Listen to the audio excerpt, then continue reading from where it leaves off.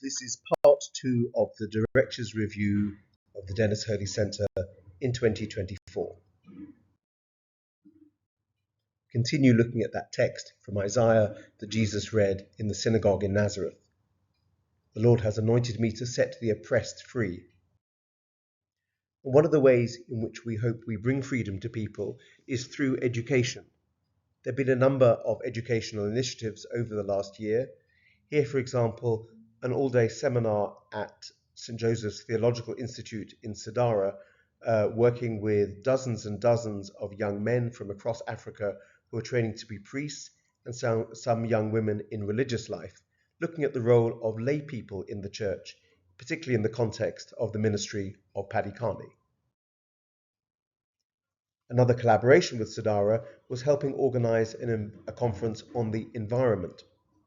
And that's a subject very close to Archbishop Hurley's heart, as something he presciently talked about long before many other religious leaders, inspired by the works of the Jesuit Teilhard de Chardin.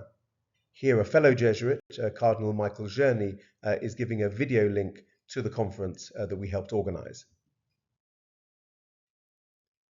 The role of Catholic education at the level of primary and secondary schools was also a focus for us during the course of the year, because it's another area where Archbishop Hurley was very active.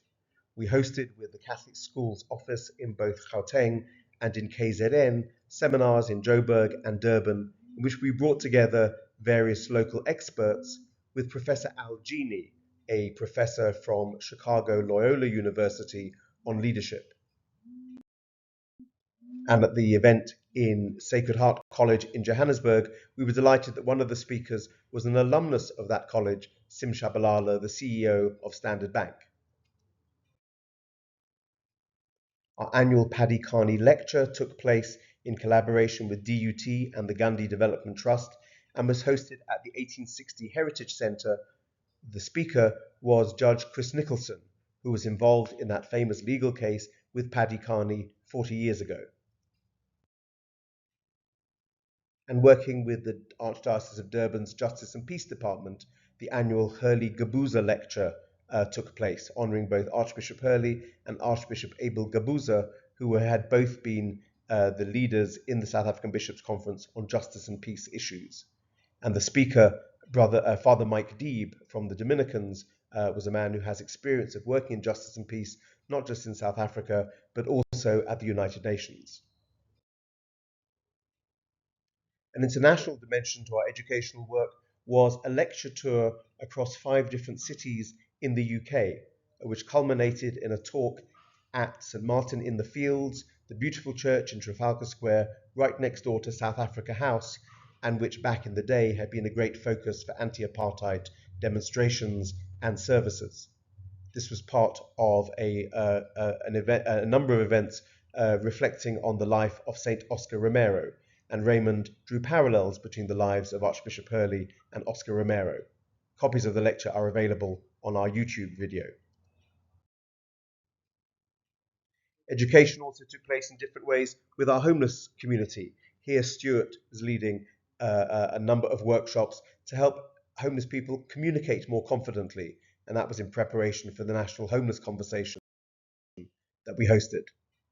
We continue providing education for some of the youngest in our community with the preschool that we run at the Dalton Centre of Sydney Road, and we were delighted that the Montessori International Association have donated a teacher to help us run that program over the last year.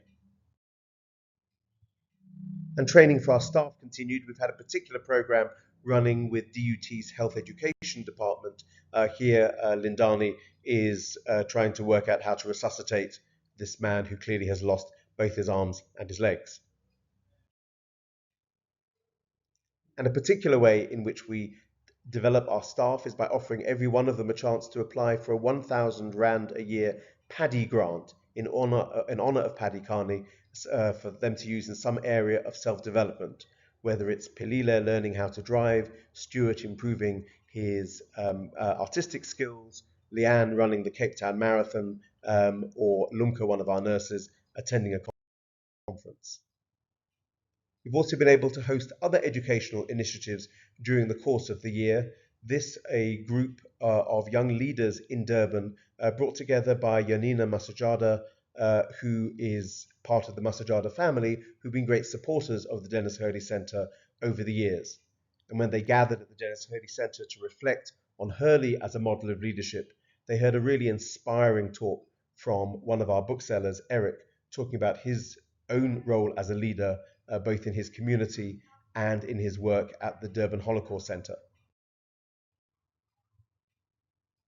The Spirit is there to help us bind up the brokenhearted. And that's something we obviously do in practical terms in our clinic, binding up wounds and tending the sick. Here, Clovis Dusabe, one of our nurses who works at weekends and works particularly with the refugee community. The number of clinic consultations has gone up steadily since COVID, not just those that take place in our building, but also those that take place in the community, the daily observed treatment consultations, HIV tests, and in particular, the antiretroviral clinic that we run. The day-to-day care of the daily observed treatment program is really important because without it, we wouldn't be able to keep people adherent to their antiretroviral medicines and their TB medicines, and in the case of dozens of people during the course of the year, get them clear of TB so that they're no longer a danger to themselves and no longer a danger to others. You'll see the number of consultations varies quite starkly from month to month, partly as a function of the weather, partly as a function of staff availability. But during the course of the year, we conducted over 26,000 consultations. That means more than 2,000 every month. Binding is also something we do by working in partnership with others and bringing together like-minded organizations. We were delighted to work with CAST as part of the Ibandla Malevuke conference that they held, where a number of NGOs from across the region came together to share their experiences and their inspiration. We continue to work closely with UKZN's Centre for Creative Arts, both hosting an event on World Homeless Day as part of the Poetry Africa Festival and hosting film screenings during the Durban International Film Festival. And we had an additional film festival in 2024 with the Power 24 organisation that focuses on films made by marginalised filmmakers such as women, people with disabilities, members of the LGBTQI community, and refugees. And we even had an interesting event binding together the Irish, the South Africans, and the British, because the Irish Embassy in London hosted a celebratory event for the Dennis Hurley Association and invited the South African High Commissioner as the guest speaker. Probably the biggest network that we've helped create is the National Homeless Network.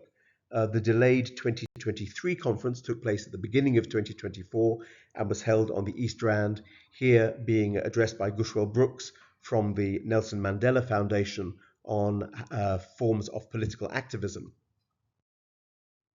And then, as mentioned earlier, we hosted the 2024 National Conversation just recently in November here at the Dennis Hurley Centre. We were delighted that over 200 people registered for that event, and over half of them were people who themselves are currently homeless or have had experience of being homeless. So all of this are ways of proclaiming the year of the Lord's favour, not just this year, this Jubilee year, but did we do so in 2024? Well, I hope that what I've demonstrated shows that we did, and we were able to raise money to do so. We raised about 4.66 million rand during the course of the year, and you'll see there the very wide range of sources from which the money comes. It's helpful that we do get money from a wide range of sources so that we're not particularly dependent on any one source, which might be vulnerable to economic or political situations. But unfortunately, the amount we raised was actually below our budget and was not enough to cover our expenses, even though they were also below our budget. We actually spent about 5.4 million. The difference is covered by reserves that we've accumulated over the years, but clearly that's not something that we can continue to do every year. Inevitably, the largest area of our spend is on staffing, although with the equivalent of 21 full-time staff, the amount we spend is relatively small per person. And then you will see also the inevitably spend on medicines, utilities, and so on. It's noticeable how small the amount is that we spend on professional services, and that's because we benefit hugely from the generosity of Publicity Matters, of ENS Africa, and of our auditors in providing free or discounted services. But even though we try to keep them under control, inevitably our costs go up from year to year, and you can see how the costs have increased since we started 10 years ago. If you map that against inflation since 2018, you'll see that actually our costs have been going up by below inflation, and we've only now caught up in 2025 with an inflationary increase since 2018. Inflation is important because it obviously has an impact on the value of the money that we raise. So it was 10 years ago that we launched our Centenary Club and encouraged people to donate 100 Rand a month or multiples of 100 Rand to support the Dennis Hurley Centre. And we're so grateful for people who have stayed loyal to that. And there are many people watching this presentation or attending the AGM, and we thank you for your support.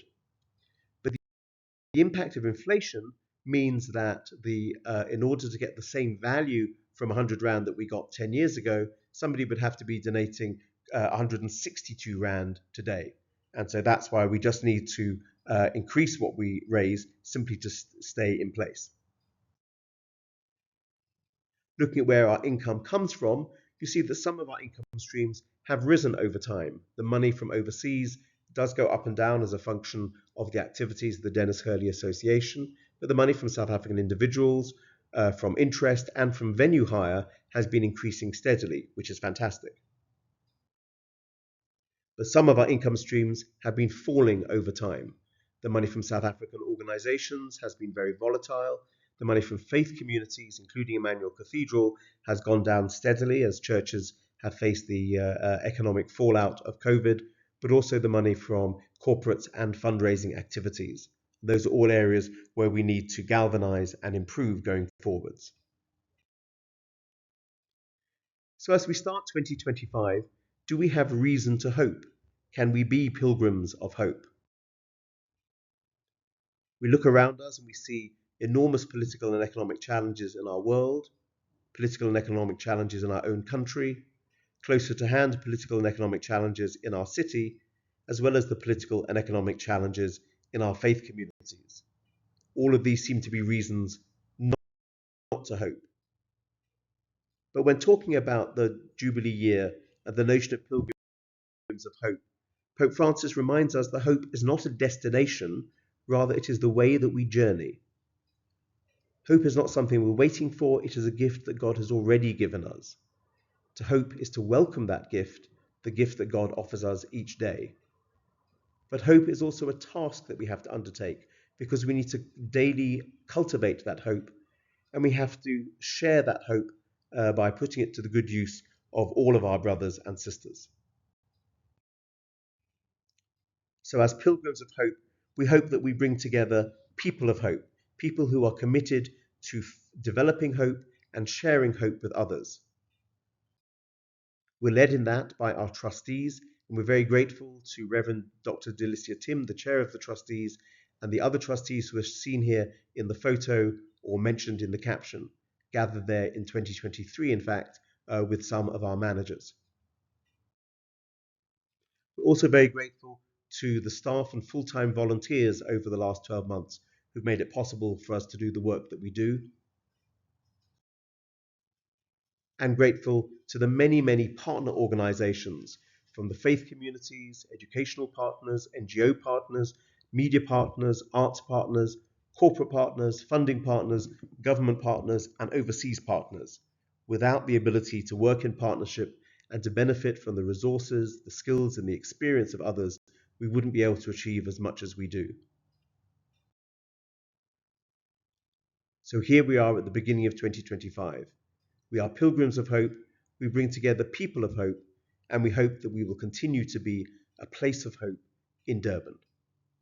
Thank you for listening.